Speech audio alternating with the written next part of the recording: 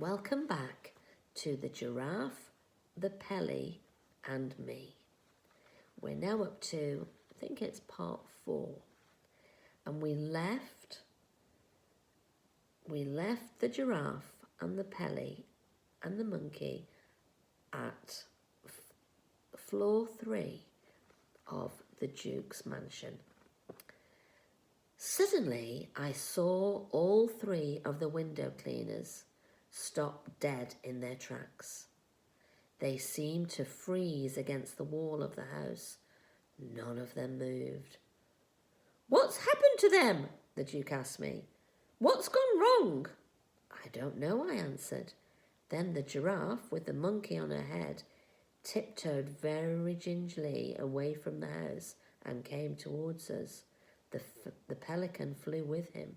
The giraffe came up very close to the Duke and whispered, "Your Grace, there is a man in one of the bedrooms on the 3rd floor. He is opening all the drawers and taking things out. He's got a pistol." The Duke jumped about a foot in the air. "Which room?" he snapped. "Show me at once." "It's the one on the 3rd floor where the window is wide open," the giraffe whispered. By gad, cried the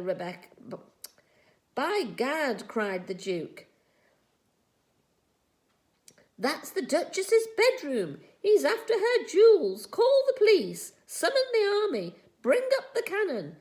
Charge with the light brigade." But even as he spoke, the pelican was flying up into the air. As he flew, he turned himself upside down and tipped the window cleaning water out of his beak. Then I saw the top half of that marvellous patented beak sliding out of his head, ready for action.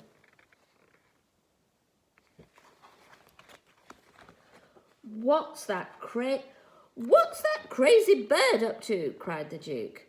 "Wait and see," shouted the monkey. "Hold your breath, old man. Hold your nose. Hold your horses and watch the Pelly go." Like a bullet, the pelican flew in through the window, and 5 seconds later, out he came again with his great orange beak firmly closed. He landed on the lawn beside the Duke. A tremendous banging noise was coming from inside the pelican's beak. It sounded as though someone was using a sledgehammer against it from the inside.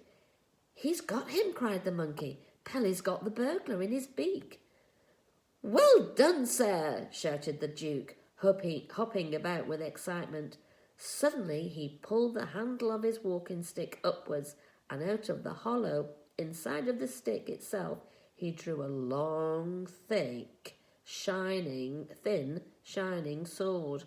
I'll run him through," he shouted, flourishing the sword like a fencer. "Open up, pelican. Let me get at him. I'll run the bounder through before he knows what's happened to him. I'll spike him like a pat of butter. I'll feed his gizzards to my foxhounds." But the pelican did not open his beak.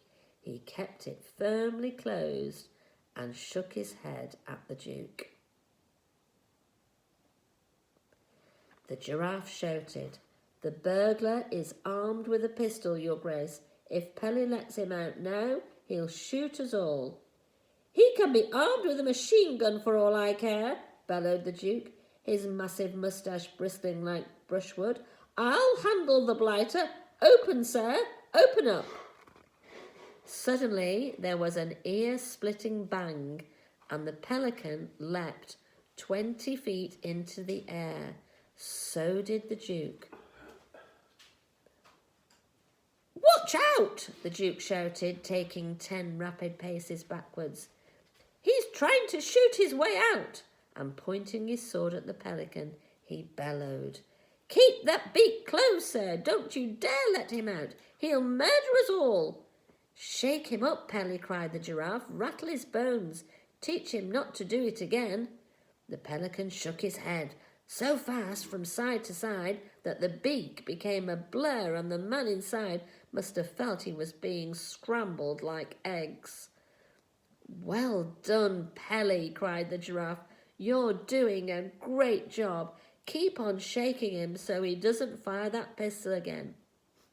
At this point, a lady with an enormous chest and flaming orange hair came flying out of the house screaming, "My jewels! Somebody's stolen my jewels, my diamond tiara, my diamond necklace, my diamond bracelets, my diamond earrings, my diamond rings. They've had them locked. My rooms have been ransacked. And then this massive female, who 55 years ago had been a world-famous opera singer, suddenly burst into song. "My diamonds are over the ocean, my diamonds are over the sea, my diamonds were pinched from my bedroom, oh bring back my diamonds to me."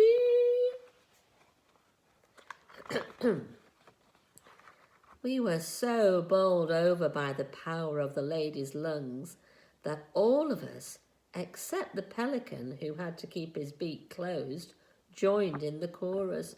"Bring back, oh bring back my diamonds to me. Bring back, oh bring back my diamonds to me." "Calm yourself, Henrietta," said the Duke. He pointed to the pelican and said, "This clever bird, this brilliant burglar-catching creature, has saved the day. The bounder's in his beak." The Duchess stared at the pelican. The pelican stared back at the Duchess and gave her a wink. "If he's in there," cried the Duchess, "why don't you let him out? Then you can run him through with that famous sword of yours. I want my diamonds. Open your beak, bird." "No, no," shouted the Duke. "He's got a pistol. He'll murder us all." Someone must have called the police, because suddenly no less than 4 squad cars came racing towards us with their sirens screaming. And at that point, we'll just have a little rest and come back to what happens when the squad car arrives.